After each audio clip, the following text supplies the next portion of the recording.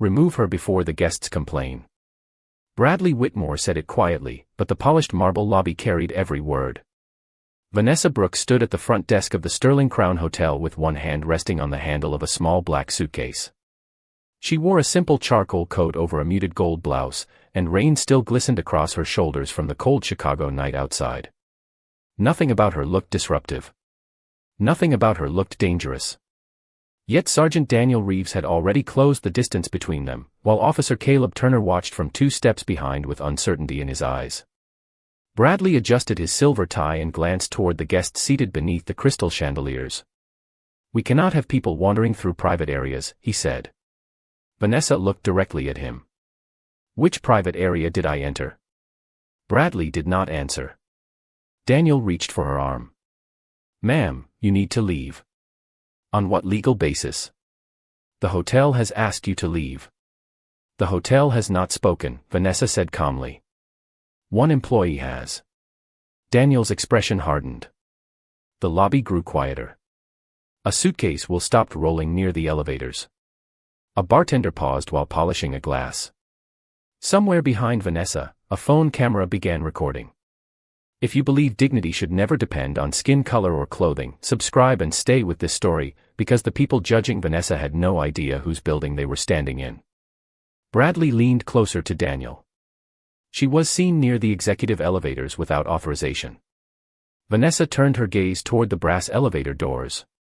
She knew every camera mounted above them, every access point behind them, and every line in the security contract governing their use. 3 years earlier, she had personally approved the renovation that replaced those elevators. But she said none of that. Not yet. "Check the guest registry," she said. "Check the security footage. Then identify the person who complained." Bradley gave a thin smile. "People like you always think asking questions makes you important." The sentence landed harder than the hand Daniel placed against her sleeve. Vanessa felt the cool pressure of his fingers through the fabric, the eyes of the lobby turning toward her, and the familiar humiliation of being treated as suspicious before anyone had examined a single fact. She did not pull away. She did not raise her voice.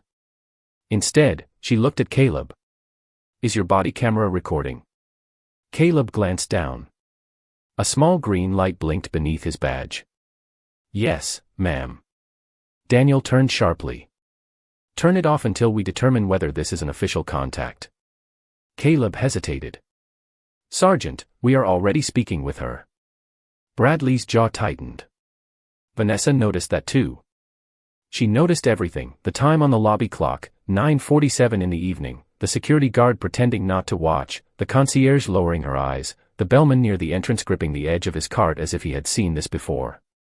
His name tag read Isaiah Green. Vanessa had read his employee file that afternoon. 8 years of service. 3 denied promotion requests. 1 anonymous complaint about discriminatory removals that management claimed could not be verified. Daniel guided Vanessa away from the desk. "You can explain yourself outside." Her suitcase tipped onto one wheel, then fell gently against the marble. The sound echoed through the lobby. Bradley exhaled as though order had been restored. Vanessa looked past him toward the executive elevator and the discreet silver emblem engraved above its doors, the same emblem stamped inside the ownership documents locked in her bag. "You should preserve tonight's security footage," she said. Bradley laughed softly. "By tomorrow morning, no one here will remember your face." Daniel led her toward the revolving glass doors while Caleb followed, visibly uncomfortable. Vanessa stepped into the rain without resisting. Then she turned back once, her eyes meeting Bradley's through the glass. "By tomorrow morning," she said, "everyone in this building will know it." Rain gathered along the edge of the hotel awning and fell in silver threads onto the sidewalk. Vanessa stood beneath the narrow shelter with her suitcase beside her, one wheel still tilted from where it had struck the marble floor. Through the glass doors, the Sterling Crown lobby glowed warm and golden, untouched by the cold she had been pushed into. Daniel remained near the entrance, speaking quietly with Bradley, while Caleb stood several feet away beneath the blue hotel sign. His body camera was still recording. Vanessa noticed the green light immediately. "Officer Turner," she said, "did your sergeant give you a lawful reason to remove me?" Caleb looked toward Daniel before answering. The property manager requested that you leave. That was not my question. Rain tapped against the awning above them. Caleb's expression tightened. He had heard the difference. Daniel stepped outside. This conversation is over. Vanessa looked at him. Then provide an incident number. There is no incident. You placed your hand on me, removed me from a hotel, and separated me from my property.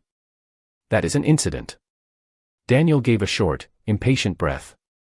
You were trespassing. Where? The executive elevator area. Did you review the footage? Daniel did not answer. Vanessa turned toward Caleb. Did anyone identify a restricted floor I entered? No, ma'am. Daniel's head snapped toward him. Caleb lowered his voice. We were told she was near the elevators. That is enough. No, Vanessa said. It is convenient. Bradley opened the glass door and carried her suitcase outside with 2 fingers, as if touching it offended him. He placed it near the curb instead of beside her. Your belongings, he said. His expression was polished again, the public smile of a man who believed the ugly part of the evening had ended. Vanessa crouched and checked the suitcase latch.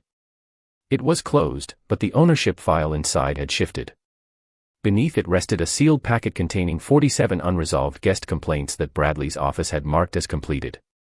She had received copies anonymously 2 weeks earlier while staying with her mother in Atlanta.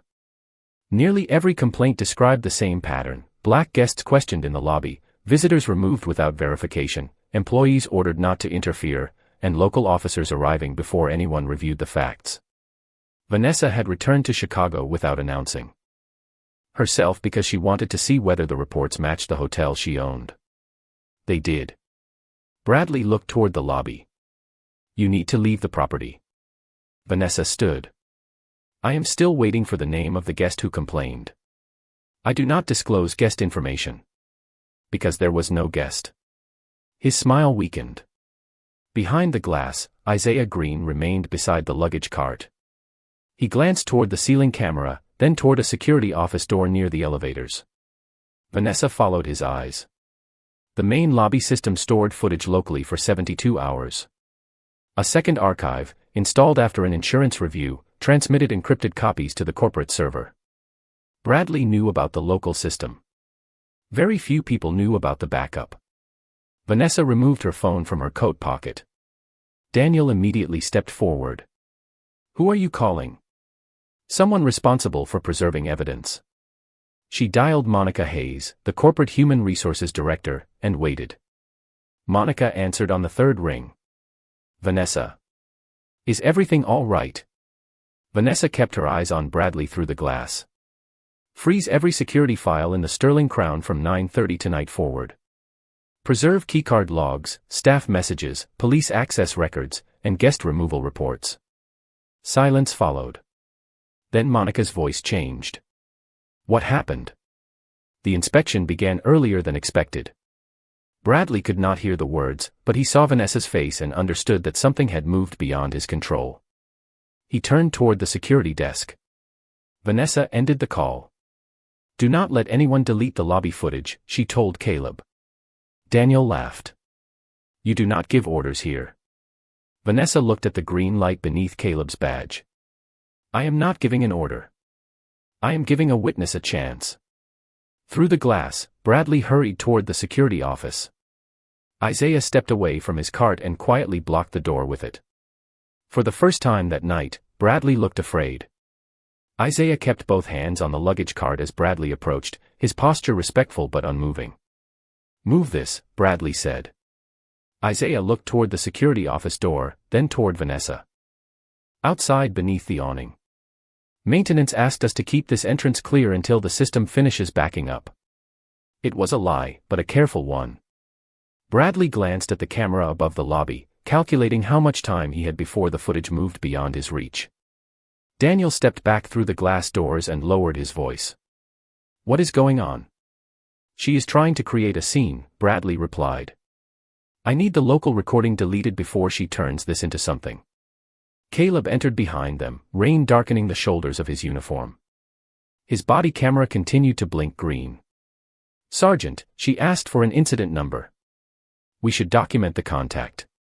Daniel looked at him as if the suggestion were disloyal. There was no arrest. We physically removed her from the property. At management's request. Bradley cut in before Caleb could answer. Officer, this hotel hosts diplomats, investors, and private events. We cannot allow every suspicious person to challenge security decisions in the lobby. Isaiah's fingers tightened around the cart handle. He had heard that language before. Suspicious person. Guest comfort. Property standards. The words always sounded clean in reports, even when the people being removed had room keys, dinner reservations, or family members waiting upstairs. Over the previous year, Isaiah had written down every incident he witnessed in a small notebook hidden inside his locker. Dates. Times. Officer names. Guest names when he could learn them. Daniel Reeves appeared on 7 pages. Bradley appeared on nearly all of them. Caleb looked toward Isaiah. Did you see her enter a restricted area? Isaiah met his eyes. No, sir. She walked to the front desk and asked for assistance. Bradley's expression hardened. You were handling luggage. I was standing 6 feet away. Then return to your duties. Isaiah did not move. Daniel reached toward the switch on Caleb's body camera. Caleb stepped back before his hand arrived. The movement was small, but everyone noticed it. I will keep it running, Caleb said. For the report. Daniel stared at him. There is no report unless I say there is. Caleb's voice lowered. That may be the problem. Outside, Vanessa watched through the rain-streaked glass. She could not hear every word, but she saw the lines forming, Bradley near the security door, Daniel facing Caleb, Isaiah holding the cart between management and the footage. She opened her suitcase beneath the awning and checked the sealed complaint packet. 47 cases. 29 involved black guests or visitors. 12 involved local police. 7 mentioned Daniel by name. She had hoped the pattern resulted from careless management. What she saw through the glass suggested coordination. Her phone vibrated. Monica Hayes had sent one message. Corporate archive secured. No local user can delete tonight's files. Vanessa exhaled slowly. The evidence was safe, but the people inside were not. Bradley could still punish Isaiah, pressure Caleb, and rewrite what happened before morning. She closed the suitcase and walked back toward the revolving door. Daniel saw her first. You were told to leave. Vanessa stopped outside the glass. My property is still inside. Bradley pointed toward the suitcase beside her. Everything you brought has been returned. Not everything. She looked directly at Isaiah. He understood before the others did. The notebook. The complaints. The voices Bradley had buried. Isaiah released the luggage cart and walked toward the staff corridor. Bradley moved to block him. Where are you going? To retrieve something that belongs to the truth. Daniel ordered him to stop. Isaiah kept walking. Caleb turned his camera toward the corridor. Bradley's polished calm finally broke. Officer Turner, shut that camera off now. Caleb held his position. No, sir. The lobby fell silent again. Outside, Vanessa placed her palm against the cold glass, watching the first witness choose not to disappear. Isaiah disappeared through the staff corridor while Bradley stood rigid beside the luggage cart. The polished calm he had worn all evening had cracked, revealing something sharper underneath. Daniel moved toward the corridor, but Caleb stepped between him and the doorway. He is an employee retrieving records, Caleb said. You have no reason to stop him. Daniel's eyes narrowed. Do not confuse hesitation with authority. I am not hesitating. Caleb kept his body camera aimed toward the hall. Through the glass doors, Vanessa watched the confrontation beneath the hotel's warm chandelier light. Rain continued to gather along her coat sleeves, but she no longer felt the cold. The corporate archive was secured. The next question was whether Isaiah would return before Bradley found another way to silence him. Guests had begun whispering near the elevators. A woman in a red coat still held her phone upright, recording from beside the lounge. Bradley noticed and immediately softened his expression. Ladies and gentlemen, we apologize for the disturbance. Our staff is handling a security concern. Vanessa opened the revolving door and stepped back into the lobby. Water darkened the marble beneath her shoes. Daniel turned. You were removed from the property. My luggage was returned, she said. My complaint was not addressed. Bradley forced a smile. You do not have a complaint. You have a misunderstanding. Vanessa walked toward the front desk, stopping several feet from him. Then preserve the footage and let an independent review decide. This is private property. That does not place it outside the law. Daniel moved closer. You need to leave voluntarily. Vanessa looked toward his camera. Am I being detained? No. Am I under arrest? No. Then do not touch me again. The words were quiet, but they carried across the lobby. Caleb glanced at Daniel, waiting to see whether he would respect the boundary. Before Daniel could respond, Isaiah returned carrying a small black notebook and a flash drive sealed inside a clear plastic sleeve. His breathing was unsteady, but his steps did not slow. Bradley moved toward him. Give me that. Isaiah stopped beside Vanessa instead. This is mine. Anything recorded during your employment belongs to the hotel.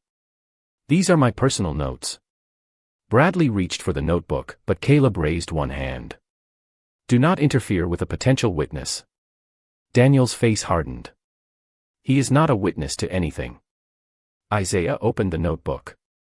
October 12, 11:22 at night. Black couple. Removed after the desk claimed their reservation could not be found. The reservation appeared 10 minutes later. He turned a page.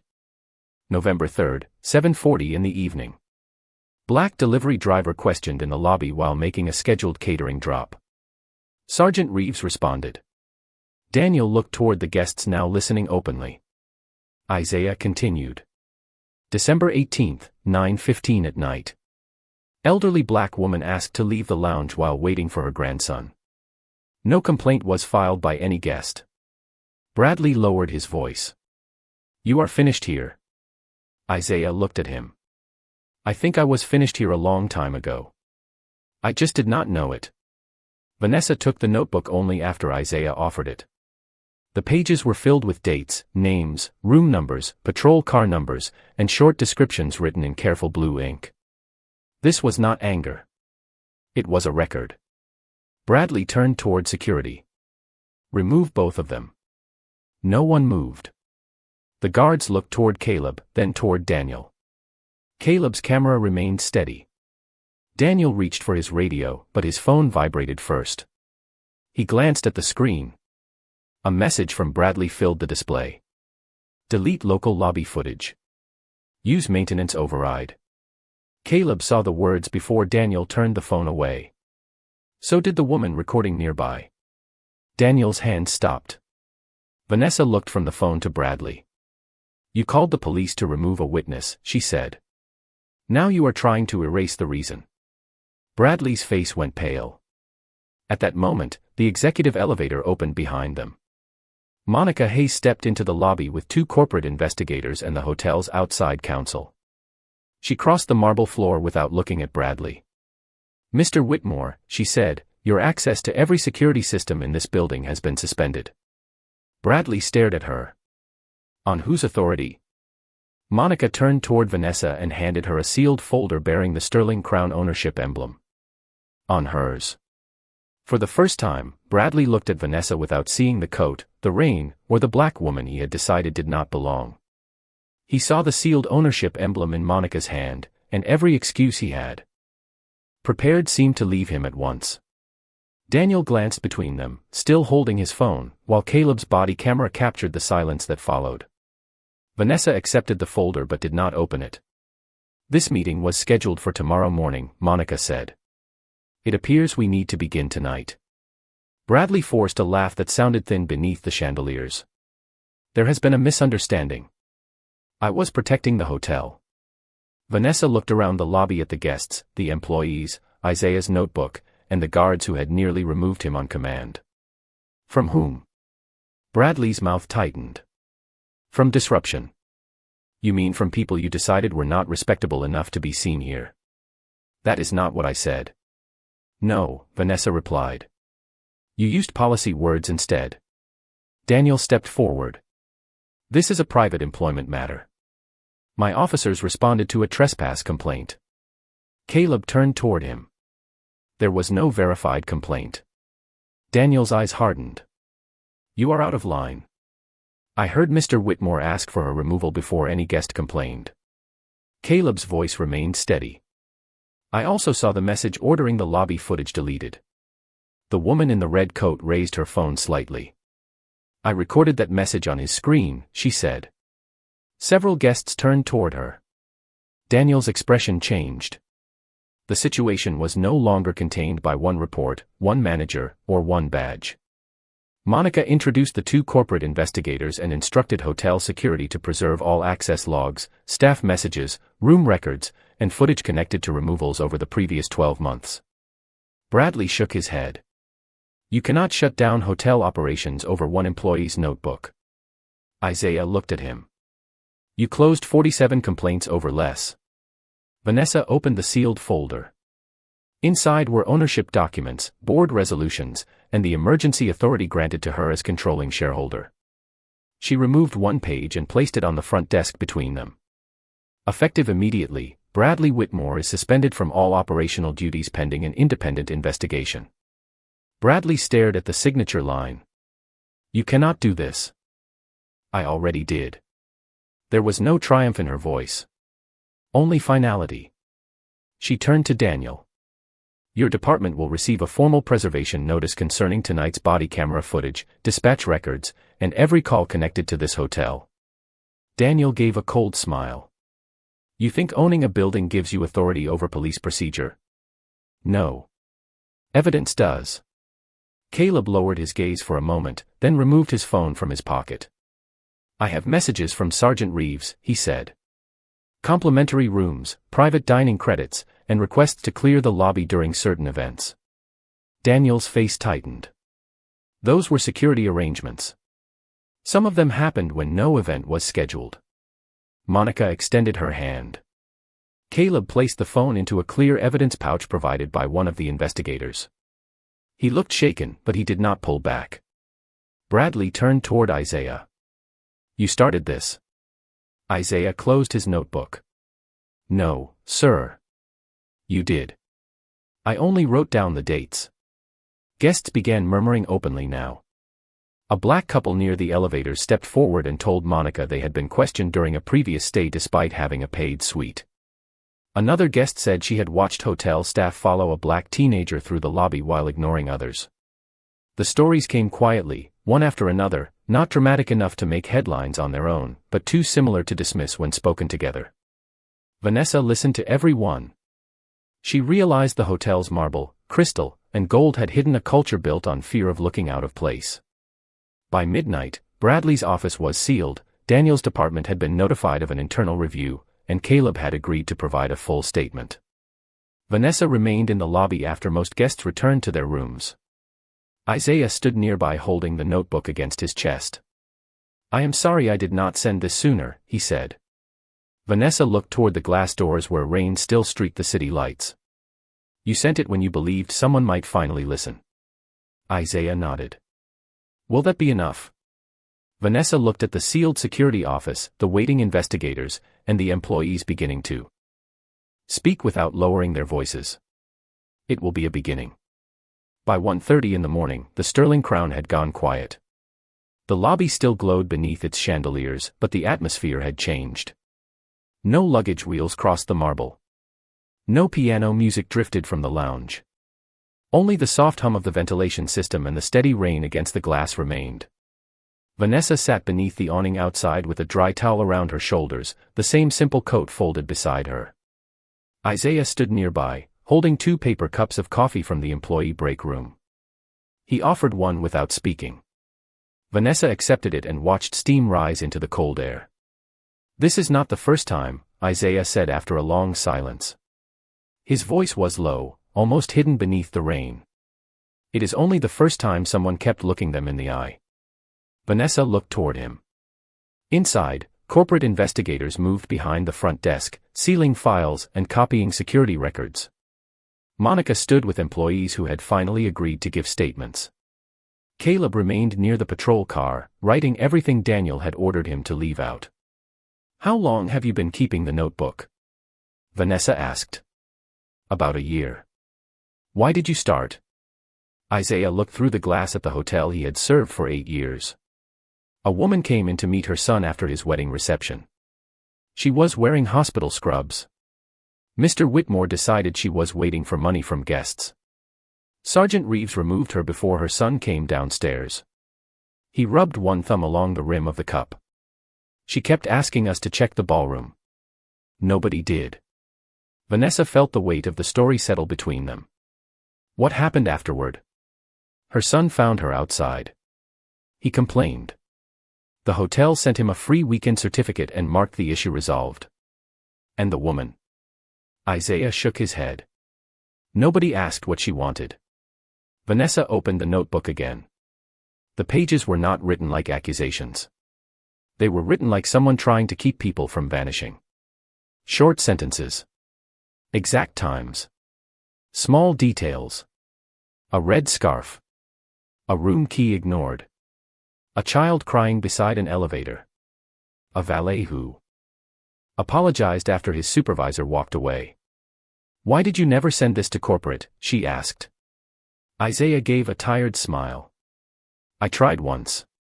The complaint went back to Bradley's office. 2 days later, my promotion interview was cancelled. Vanessa lowered her eyes. She had spent years believing anonymous reports could reach the right people if the system was properly designed. Isaiah's notebook showed what happened when the system returned every voice to the person being accused. "I should have seen this sooner," she said. "You were not here." "That does not remove my responsibility." Isaiah looked surprised by the answer. Vanessa watched an employee inside point toward a hidden service camera as investigators took notes. "Ownership is not just the right to enter a building," she continued. "It is the duty to know who is being pushed out of it." Isaiah nodded slowly. Monica stepped outside carrying a tablet and a sealed drive. "The backup archive is complete," she said. "We found 26 removal reports, but camera footage suggests there were more." "How many involved Daniel?" Vanessa asked. "At least 14. And Bradley." Monica looked toward the lobby. "Every one." Vanessa closed the notebook. The evidence was no longer a handful of complaints. It was a pattern shaped by silence, favors, and fear. Across the driveway, Caleb approached without Daniel. "Internal Affairs is sending a supervisor," he said. Sergeant Reeves was ordered to return to the precinct.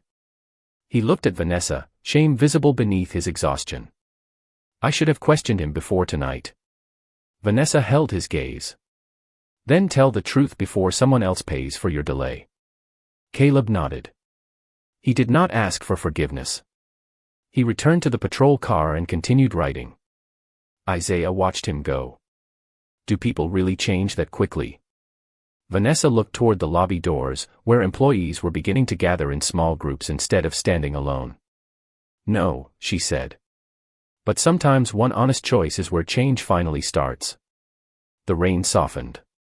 Beyond the hotel roofline, the black sky had begun to fade toward gray. Vanessa handed Isaiah his notebook. "Keep the original." "Do you not need it?" "The investigators have copies." She closed his fingers around it. "You carried the truth when nobody else would. It belongs with you." Isaiah held the notebook against his chest. Through the glass, the lobby lights reflected across their faces, warmer now but no longer comforting. Morning would bring attorneys, board members, and explanations polished for public view.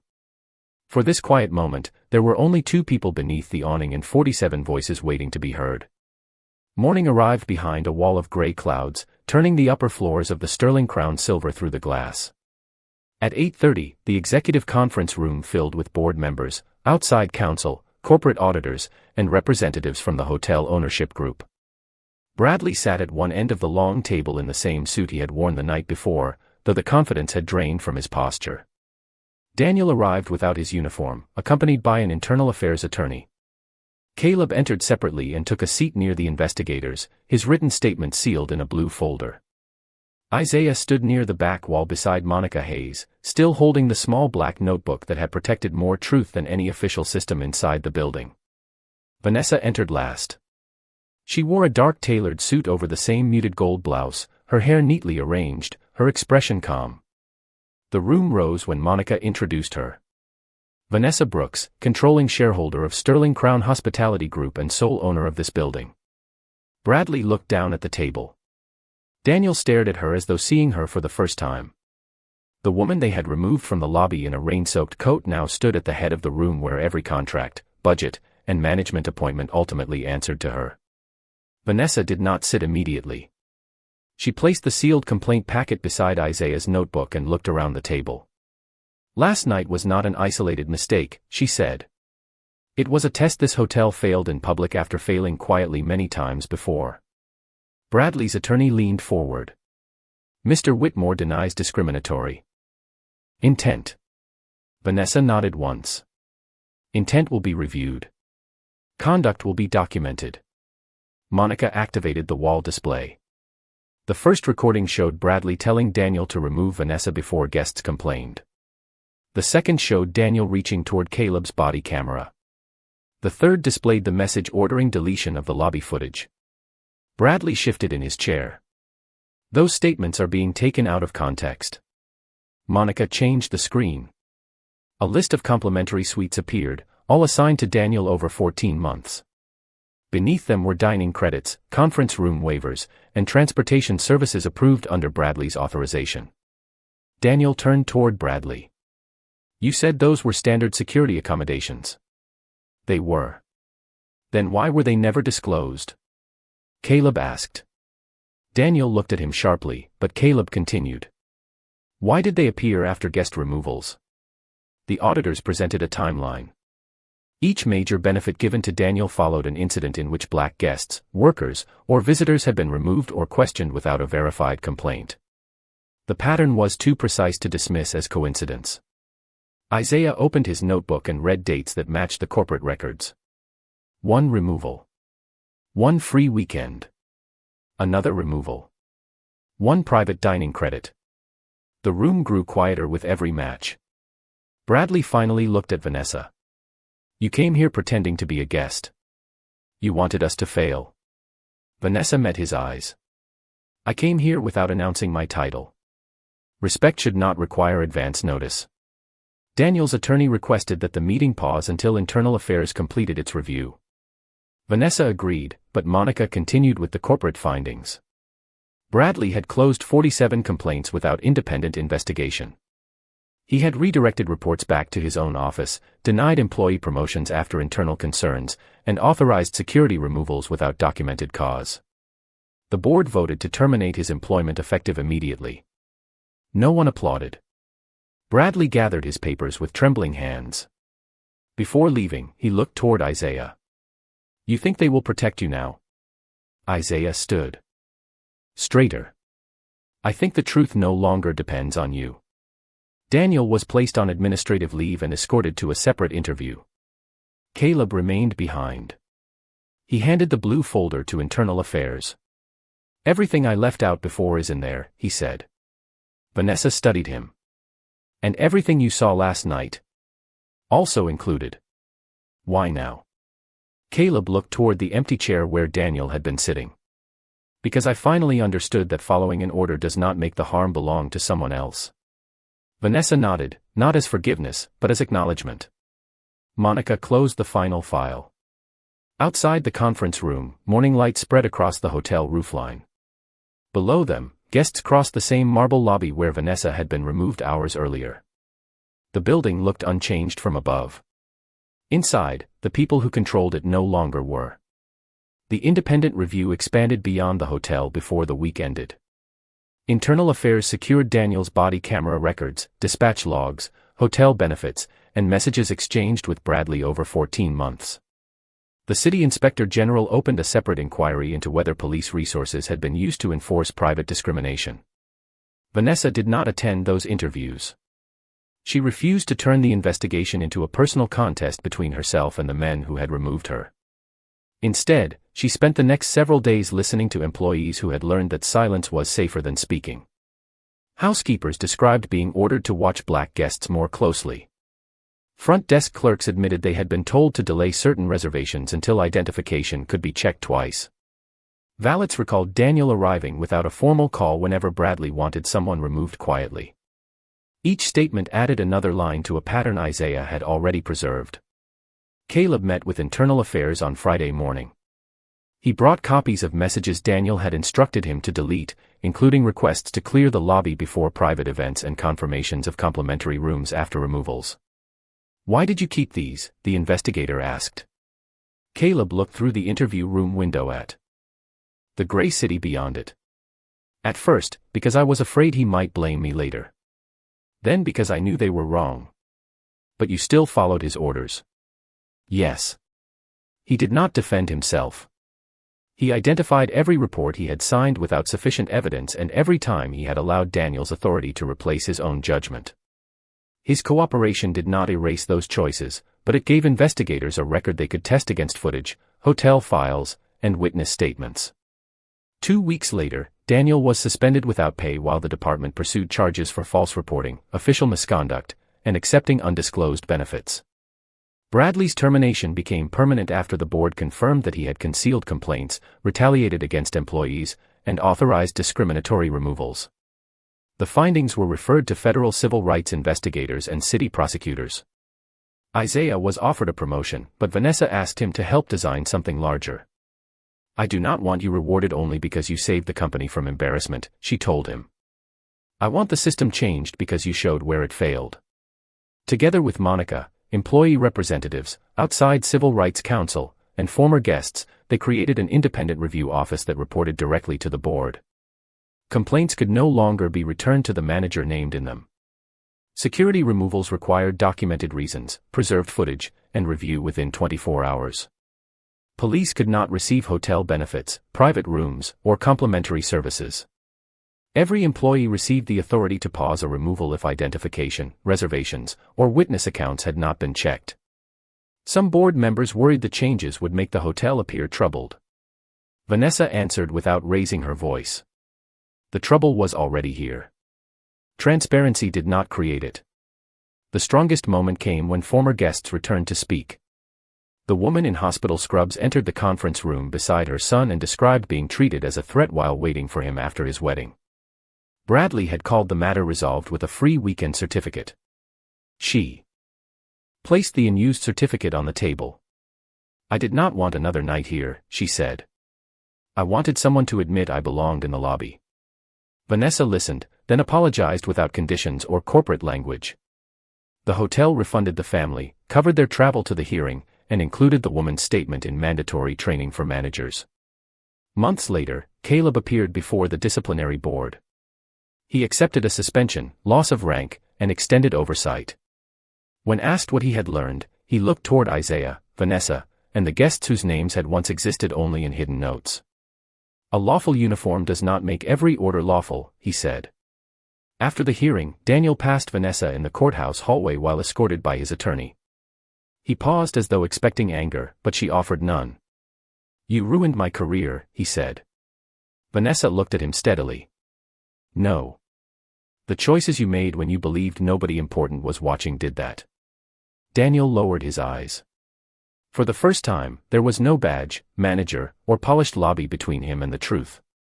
6 months later, the Sterling Crown looked almost the same from the street. The brass doors still reflected passing taxis. The chandeliers still cast warm light across the marble. Guests still arrived carrying polished luggage and expectations of privacy, comfort, and respect. But inside, the rules had changed because the people willing to enforce them had changed. Every removal required a written reason, preserved footage, and review by an independent office. Every employee could stop the process if a guest had not been heard.